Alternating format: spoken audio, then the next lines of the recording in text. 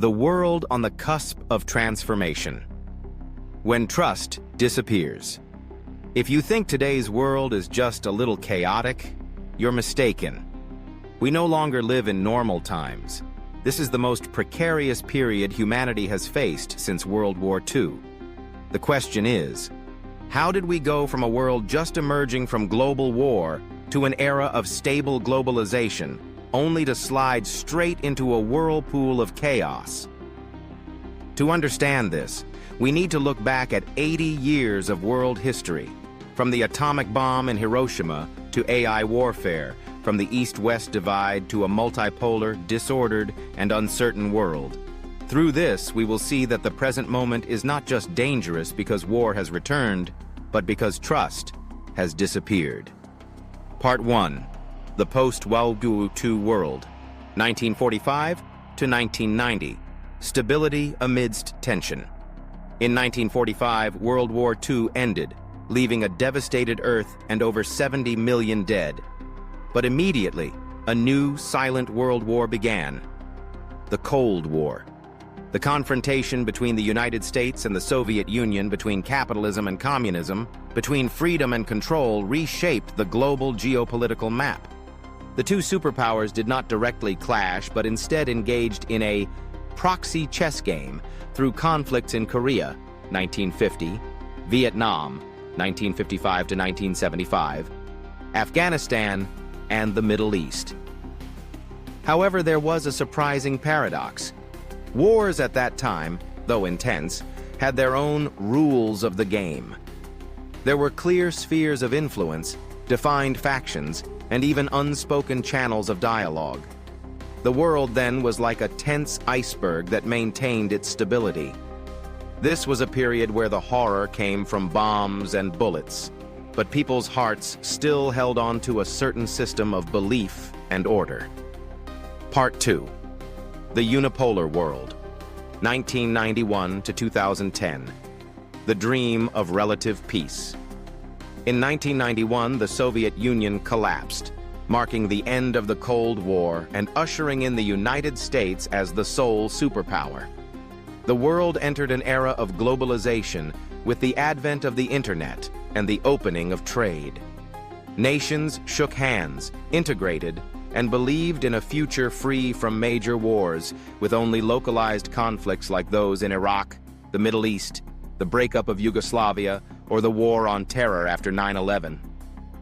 Overall, this was a period of relative peace. The world believed in the system, economies grew, and democratic values, freedom, and human rights gained prominence.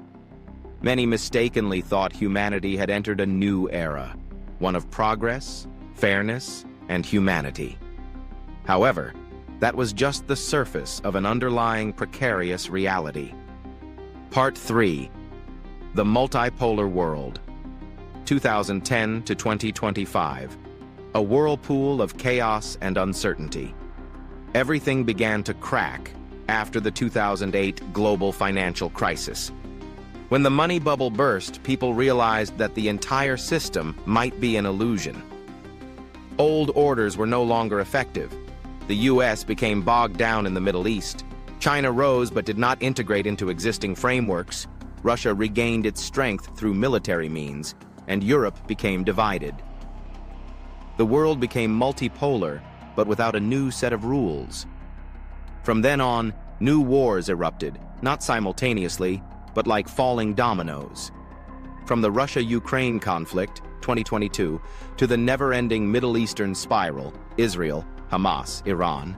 From the forgotten chaos in Africa, Sudan, Congo, Sahel, to tensions in the South China Sea, China, Taiwan, Kashmir, India, Pakistan, and persistent civil wars in Myanmar, Syria, and Afghanistan. Even Latin American nations like Peru, Colombia, and Mexico were engulfed in violence, gangs, and illicit activities. Compared to the era of major wars, the current world presents frightening differences. Adversaries are no longer clear. Wars are not concentrated in a few hotspots, but erupt in over 20. Crucially, the rules of the game are no longer clear, and most importantly, social trust has collapsed. giving way to widespread skepticism. The risk of conflicts spreading has also become far more uncontrollable. Part 4. The present is more dangerous than the past, when trust disappears. So, is today's world truly worse than the times of the Vietnam or Korean Wars? The answer is yes, but in a more subtle and terrifying way. In the past, the horror of bombs and bullets was clear. We could see the enemy, the boundaries, and the objectives. Death came from physical force, and while devastating, it didn't fundamentally erode what people believed in and relied upon.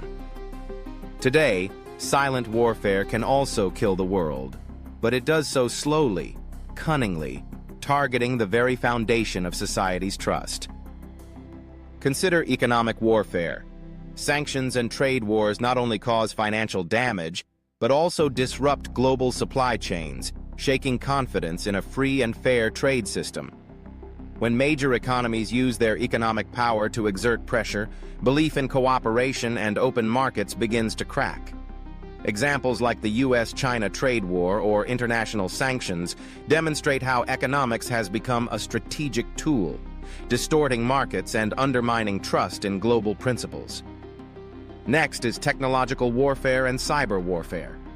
Cyber attacks targeting critical infrastructure, stealing personal data, or national classified information not only cause material damage, but also sow fear and distrust in the security of the digital space.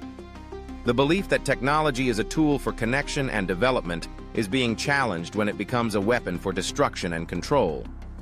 We witness ransomware attacks on hospitals and energy infrastructure, or large-scale personal data breaches, making citizens fearful and losing confidence in organizations' ability to protect information.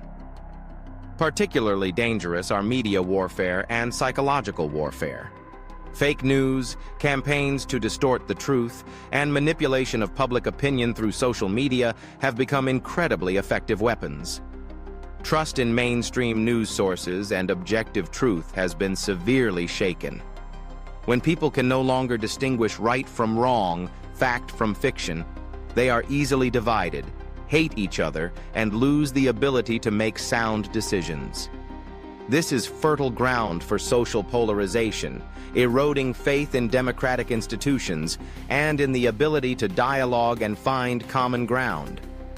Hate campaigns spread on social media, endless debates that lead to no solutions, only increase suspicion and division within society. Prime examples include the deep political polarization in many nations and the increasingly strong anti-science movements. And most terrifyingly, all of the above leads to the ultimate consequence. People no longer believe in anything.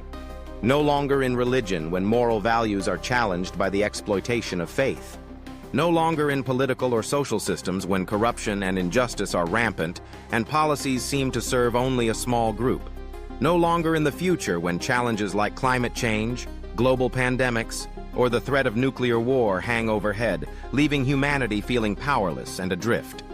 This comprehensive loss of trust is the seedbed for internal disintegration, making society more fragile and vulnerable than ever, creating a world full of skepticism and insecurity where each individual feels isolated and lost amidst a sea of distorted information and crumbling values. Conclusion: a time of transformation and a call to awaken. We are living in a historical moment that humanity might later call the period of transformation. This is a time when everything old will collapse and something new will emerge. However, for the world to pass through this pain, it needs awakened individuals, fearless, unpolarized, and without hatred. Instead, it needs the clarity to face the truth and act with a new consciousness. In this chaotic context, every individual has an important role to play. A timely word, a small act, can help a despairing soul find its way. We need to explore together.